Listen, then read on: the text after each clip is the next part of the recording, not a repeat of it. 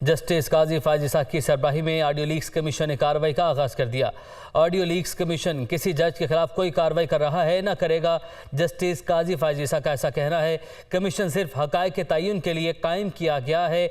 Audio leaks judicial commission ने कार्रवाई public करने का ऐलान भी कर दिया। जुडिशल कमीशन की मजीद कार्रवाई हफ्ते के रोज़ होगी। जस्टिस काजी फायज इसाक की जानिब से कहा गया। आमिर सईद अब्बासी हमारे साथ मौजूद हैं, उनसे आज की कार्रवाई का अहवाल जानते हैं। जी आमिर सईद अब्बासी, बताइएगा क्या रिमार्क्स दिए गए और आज की कार्रवाई के बारे में आगाह कीजिएगा।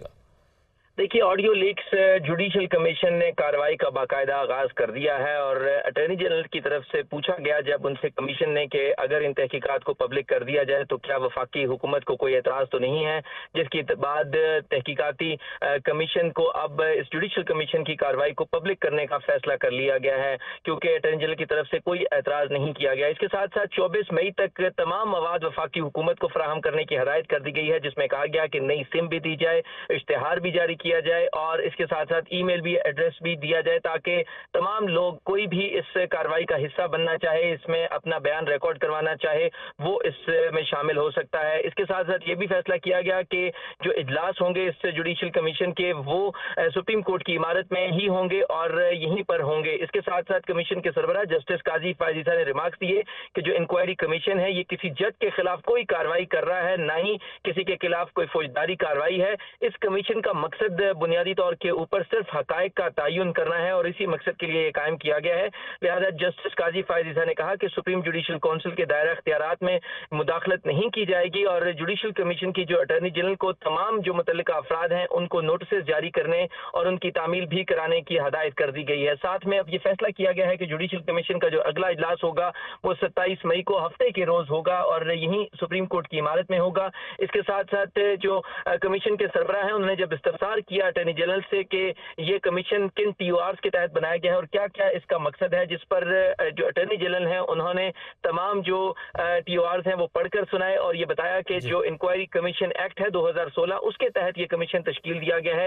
इसके साथ साथ जुडिशल कमीशन ने यह भी कहा कि अगर हसास मामला आया तो उस पर इन कैमरा ब्रीफ जो कार्रवाई है वो भी की जा सकती है, ये भी जुडिशल कमीशन ने वाजे कर दिया है। साथ में मुकम्मल रिकॉर्ड भी तलब कर लिया गया उन तमाम लोगों की ऑडियोज का जिन जिन की ऑडियोज हैं, उनके नाम, उनके पता, ताकि उनको भी नोटिस जारी किए जाएंगे तो ताकि उनकी तस्दीक भी की जा सके और उनको बयानात के लिए बुलाया जा सके। ये भी कमीशन ने आज फैसला कर लिया है। लिहाजा कमीशन ने यह भी कहा कि ये कोई समन नहीं होंगे, ना ही ये कोई फौजदारी कार्रवाई होगी, ना ही किसी के खिलाफ ये कोई किसी को मुलजिम बनाया जा रहा है। ये बुनियादी तौर के ऊपर हकायक तलाश करना इसका कमीशन का मकसद है। बुनियादी तौर पर हकायक तलाश करना इस कमीशन का मकसद है। आमिर सईद अब्बासी, आपने अपडेट किया, आपका शुक्रिया। कराची में एटीसी ने पीटीआई रहनुमा इमरान इस्माइल को जुडिशल रिमांड पर जेल भेज दिया। तफ्तीशी अफसर ने मजीद 14 दिन के जिस्मानी रिमांड की इस्तदा की थी। मजीद तफसीलात जाने के नुमाइंदा लियाकत राना से। जी लियाकत राना।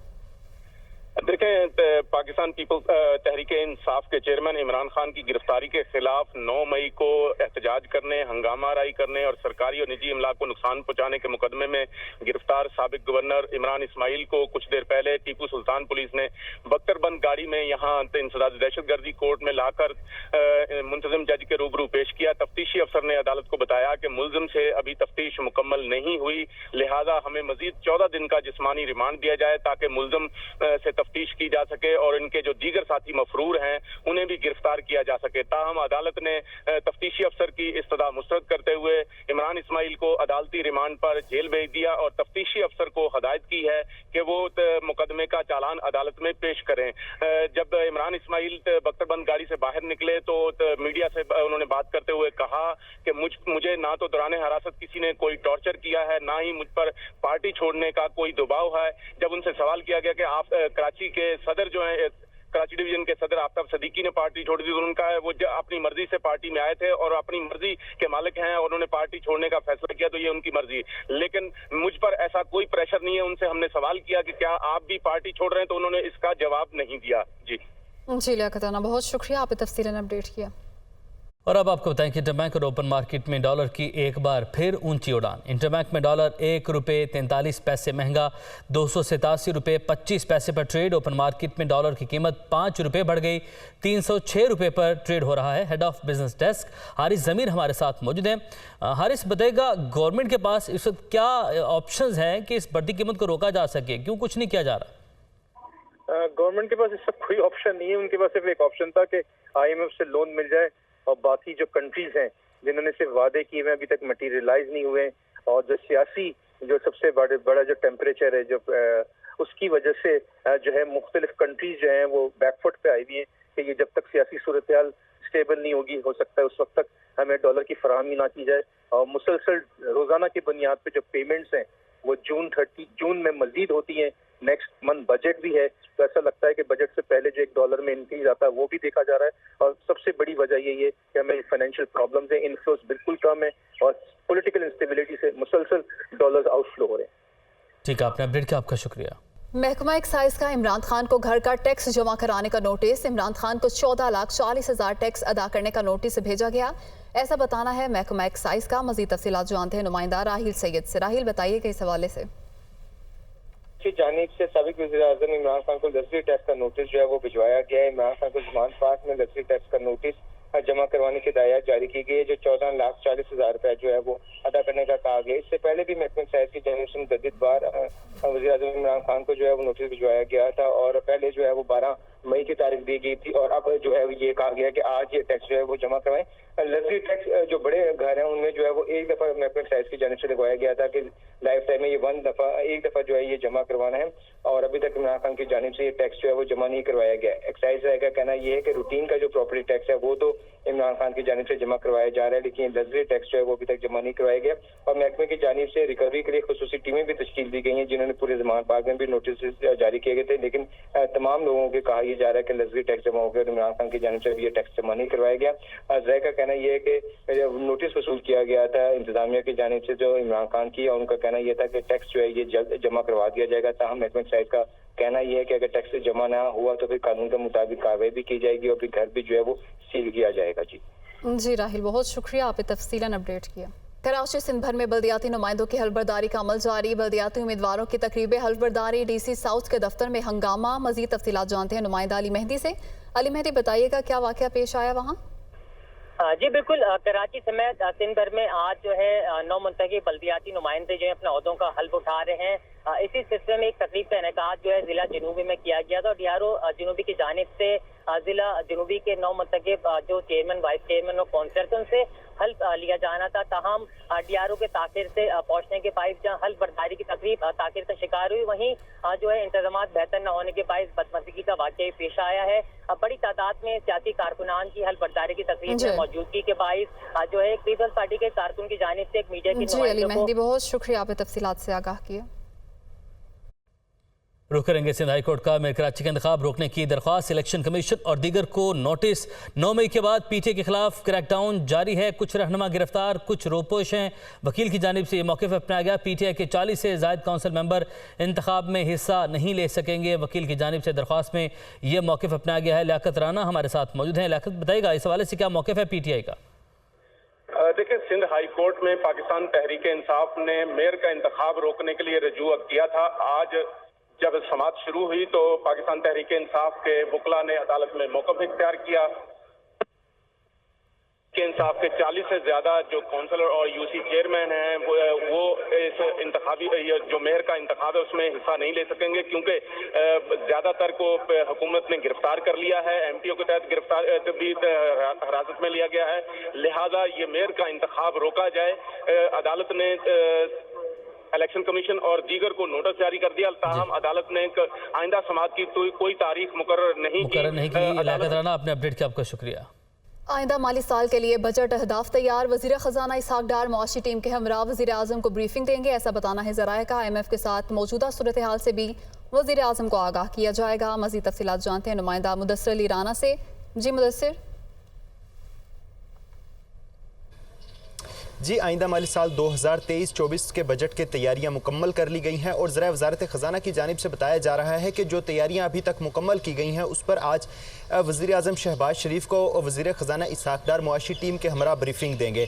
ज़रा वज़ारत ख़ज़ाना की जानिब से बताया गया है कि शाम तकरीबन 7 बजे वज़ीर आज़म ऑफिस में ये ब्रीफिंग वज़ीर आज़म को दी जाएगी, जिस पर बजट अहदाफ पर वज़ीर आज़म को आगाह किया जाएगा। इसके साथ ही अब तक की जो IMF के साथ पेश रफ्त है उससे मुतालिक भी वज़ीर आज़म को आगाह किया जाएगा, क्योंकि अभी अभी तक पाकिस्तान और IMF के दरमियान कोई स्टाफ लेवल मुआहदा नहीं पहुंचा है और बजट तक अभी तक कोई ऐसा एग्जीक्यूटिव बोर्ड का जो मीटिंग्स हैं उसमें पाकिस्तान का नाम शेड्यूल भी नहीं है, तो इस हवाले से भी वज़ीर आज़म को आगाह किया जाएगा। इसके अलावा बजट के जो इब्तदाई खदोखाल तैयार किए गए हैं जिसमें FBR का टारगेट है, आइंदा माली साल हुकूमती अखराजात हैं, दिफाई अखराजात हैं, इन तमाम से मुतल्लिक वज़ीर आज़म को आगाह किया जाएगा।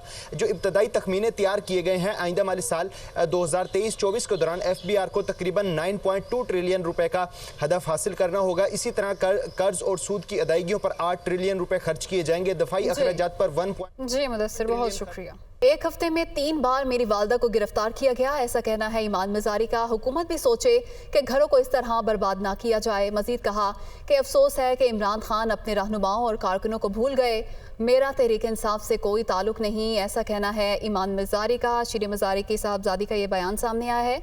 वो कहती हैं कि एक हफ्ते में 3 बार मेरी वालदा को गिरफ्तार किया गया। देखिए 3 दफ़ा असल में हुई है मेरी वालदा को 3 दफ़ा एक हफ्ते में गिरफ़्तार किया गया है। मुझे उम्मीद है कि क्योंकि अब ये दूसरा MPO डिटेंशन ऑर्डर सेटिसाइड हुआ है कि हुकूमत भी थोड़ा सोचेगी कि घरों को इस तरह ना बर्बाद किया जाए। ये बताइएगा कि इमरान खान के हवाले से आपकी एक स्टेटमेंट चाहिए कि उनको अब याद आया शरीफ मदारी बंद। जी बहुत अफसोस की बात है कि उन्हें अपने कारकुनान और लीडरशिप भूल गए हैं वो। मुझे तो इस पर अफसोस ही हो सकता है, लेकिन मेरा PTI से कोई ताल्लुक नहीं है, तो वो PTI जाने। देखिए 4,500 मेगावाट दियामर भाषा डैम मंसूबा भी सफ़ेद हाथी, 3 साल में सिर्फ 8% काम मुकम्मल, लागत में 60% इजाफा। दुनिया न्यूज़ ने डैम के तामीराती काम से मदद दस्तावेज़ात हासिल कर ली हैं। ज़ीशान यूसुफजई हमारे साथ मौजूद हैं, उनके जाने पड़ते हैं और उनसे मज़ीद मालूमात हासिल करते हैं। ज़ीशान बताएगा किस तरीके से ये मंसूबा भी कौमी ख़जाने पर भारी पड़ रहा है? देखिए ये मंसूबा और इस तरह के जो दीगर मंसूबे हैं वो सुस्तरवी का शिकार है। और अगर दयामीर बादशाह डैम की बात की जाए तो कचरे की रफ्तार से इस पर काम जारी है। 3 साल होने को है लेकिन अब तक सिर्फ 8% काम हो चुका है।